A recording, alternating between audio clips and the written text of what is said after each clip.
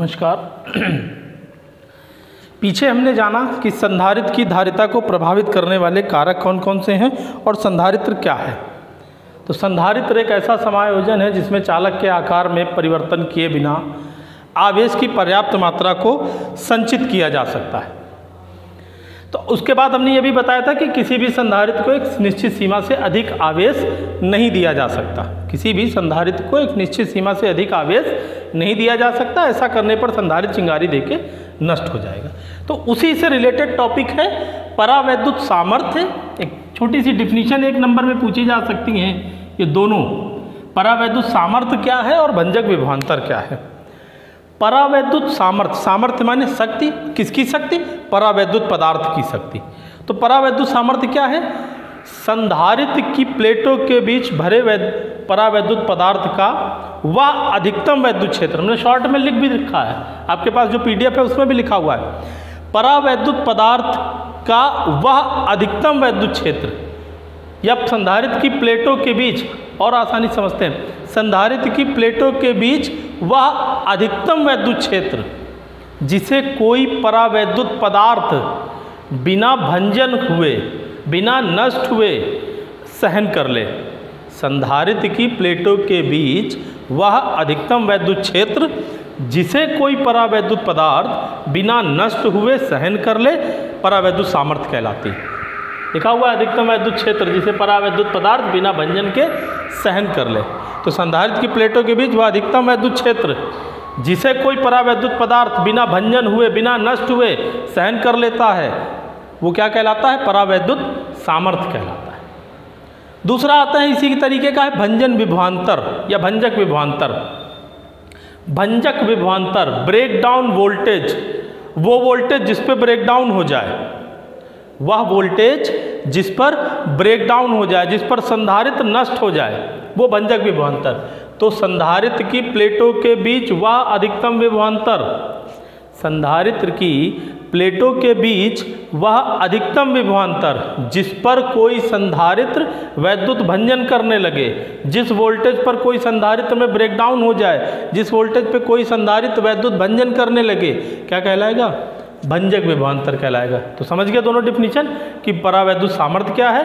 वह अधिकतम प्लेटों के बीच वह अधिकतम वैद्युत क्षेत्र जिसे कोई परावैद्युत पदार्थ बिना भंजन के सहन कर ले, और भंजक विभवांतर प्लेटों के बीच का वह विभवांतर जिस पर किसी पदार्थ में वैद्युत भंजन होने लगता है, भंजक विभवांतर कहलाता है। अब तीसरा अगला टॉपिक है समांतर प्लेट संधारित्र की धारिता। बहुत इंपॉर्टेंट डेरिवेशन है। पीछे हमने आपको बताया था कि संधारित्र की धारिता को प्रभावित करने वाले कारक कौन कौन से हैं। तो वो सारे कारक इसकी जो धारिता का व्यंजक आएगा उसमें आपको मिल जाएंगे। खैर, 3 स्टेप, केवल 3 स्टेप में डेरिवेशन हो जाएगा। पहले स्टेप में हमें प्लेटों के बीच वैद्युत क्षेत्र ज्ञात करना है, अर्थात ई का मान निकालना है। दूसरी स्टेप आती विभवांतर के लिए, उस पर हमें वी का मान ज्ञात करना है। और जो तीसरी स्टेप होगी इसमें हमें धारिता ज्ञात करनी, सी ज्ञात करना है। तो 3 स्टेप केवल आपको याद करनी है, फॉलो करनी है। तीनों स्टेप में पहले, सबसे पहले ई माने वैद्युत क्षेत्र, इलेक्ट्रिक फील्ड, दूसरे नंबर पे वोल्टेज जो प्लेटों के बीच है, और तीसरे नंबर पे धारिता। तो संधारित्र की धारिता को प्रभावित करने वाले कारक, पीछे हमने आपसे पढ़ा था कि गॉस वाले चैप्टर में कि अनंत विस्तार की अगर कोई समतल चादर है तो उसके निकट वैद्युत क्षेत्र, तो उसके निकट वैद्युत क्षेत्र होता है E बराबर सिग्मा बटे 2 एप्सिलॉन नॉट होता है एक प्लेट के कारण।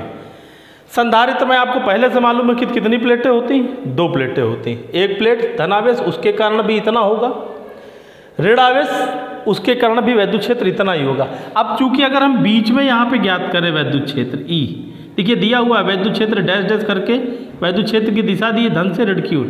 धन आवेश के कारण यहाँ पे अगर वैद्युत क्षेत्र निकालें तो इधर की ओर आएगा, और ऋण आवेश के कारण वो भी ऋण, दोनों की दिशा क्या हो जाएगी? एक ही ओर होगी। तो जब परिणामी निकालेंगे तो ये E1 हो गया, E2 भी हो जाएगा सिग्मा अपान 2 एप्सिलॉन नॉट। तो E निकालेंगे तो E होगा हमारा E1 प्लस E2, तो E बराबर आ जाएगा, दोनों को जोड़ेंगे तो सिग्मा बटे एप्सिलॉन नॉट। ये हम पीछे बता चुके हैं, आपको पीछे आपको पढ़ा चुके हैं, प्लेलिस्ट में गॉस का चैप्टर है, उसमें आप देख लीजिएगा, वीडियो पड़े हुए हैं। खैर, तो एक समांतर प्लेट संधारित्र है, प्लेटों का क्षेत्रफल है कैपिटल A, प्लेटों के बीच की दूरी है स्मॉल d और पृष्ठ आवेश घनत्व है सिग्मा। प्लेटों के बीच एक समान वैद्युत क्षेत्र है कैपिटल E। ठीक, तो फिर से समझते हैं। एक समांतर प्लेट संधारित्र, प्लेटों का क्षेत्रफल, ये भाषा लिखी जाएगी, ये आपको याद नहीं करना, जो चित्र में बना होता है वही लिखना होता है। एक समांतर प्लेट संधारित्र जिसकी प्लेटों का क्षेत्रफल कैपिटल A, प्लेटों के बीच की दूरी स्मॉल d और प्लेटों का पृष्ठावेश घनत्व कितना है, सिग्मा है। तो सबसे पहले हम प्लेटों के बीच वैद्युत क्षेत्र ज्ञात करेंगे। वैद्युत क्षेत्र अभी आपको निकाल के बताया, E बराबर सिग्मा अपान एप्सिलॉन नॉट। यदि प्लेटों के बीच जो माध्यम है उसका परावैद्युतांक K हो तो प्लेटों के बीच वैद्युत क्षेत्र, प्लेटों के बीच वैद्युत क्षेत्र E बराबर सिग्मा बटे K एप्सिलॉन नॉट।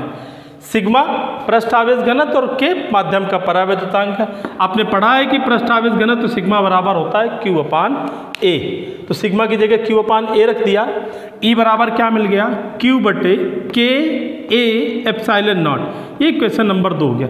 एक स्टेप कंप्लीट हुई, हमने 3 स्टेप बताई। पहली स्टेप कंप्लीट, पहली स्टेप में वैद्युत क्षेत्र मिल गया। कितना मिला वैद्युत क्षेत्र, E बराबर Q बटे K A epsilon not. Clear. अब दूसरी स्टेप क्या ज्ञात करना है, V। तो यदि प्लेटों के बीच की दूरी d हो, चित्र में दिया हुआ है, और तो प्लेटों के बीच विभवांतर V बराबर capital E into D, V बराबर कैपिटल E इंटू डी। समीकरण 2 से E का मान रख दिया तो आ गया V बराबर, E की जगह E का मान रखा, Q बटे K A एप्सिलॉन नॉट, ये E का मान हो गया इंटू डी। तो V की वैल्यू कितनी आई, V बराबर Q इंटू डी बटे K A epsilon not. 2 step complete, E निकल आया और V निकल आया। निकालना क्या है, संधारित्र की धारिता, तो वैद्युत धारिता का सूत्र लगाया, C बराबर Q अपान V। इसमें V की जगह V का मान रखा, समीकरण 3 से V का मान रखा, तो C बराबर आ गया, ये Q हो गया, V का मान रखा Q इंटू डी बटे K एप्सिलॉन नॉट। Q से Q कैंसिल हो गया, ये K A एप्सिलॉन नॉट घूम के यहाँ पहुँच जाएगा, तो C बराबर आ गया K A epsilon not upon D farad. ठीक, अभी आपको बताया था कि संधारित्र की धारिता को प्रभावित करने वाले कारक कौन कौन से थे। एक K था, तो C K के अनुक्रमानुपाती आया। प्लेटों का क्षेत्रफल था, धारिता के अनुक्रमानुपाती आया था, और C D के व्युत्क्रमानुपाती आया था। तो मिल गए तीनों। K A और D पे निर्भर करता है, ये निर्वात की वैद्युशीलता, इस पर धारिता निर्भर नहीं करती, ये कांस्टेंट होता है। मात्रक आगे फैरेड। अब आगे तो संधारित्र, समांतर प्लेट संधारित्र की धारिता का व्यंजक क्या आया, C बराबर K A epsilon not upon D। अब यदि प्लेटों के बीच जो परावैद्युत पदार्थ भरा है उसका परावैद्युतांक 1 हो, 1 किसके लिए होता है, वायु या निर्वात के लिए, तो K की वैल्यू 1 रख दीजिए इसमें। तो निर्वात के लिए इसलिए हम C को C0 लिखेंगे। K की वैल्यू 1 रखी, क्या आ गया, A epsilon not upon D। समीकरण नंबर हो गया 5। अगर इन दोनों का भाग कर दे 4 5 का, तो C बटे C0 बराबर क्या आ गया, K। यहाँ से परावैद्युतांक क्या, एक और सूत्र मिला, पीछे आपने पढ़ा परावैद्युतांक F upon F not, epsilon upon epsilon not. यहाँ से मिला K बराबर C बाई C0, K बराबर C बाई C0। माध्यम में धारिता बटे निर्वात में धारिता का अनुपात माध्यम का परावैद्युतांक कहलाता है। तो समांतर प्लेट संधारित्र की धारिता का व्यंजक क्या आया, C बराबर K A epsilon not upon D, K के अनुक्रमानुपाती, A के अनुक्रमानुपाती, D के व्युत्क्रमानुपाती। धन्यवाद।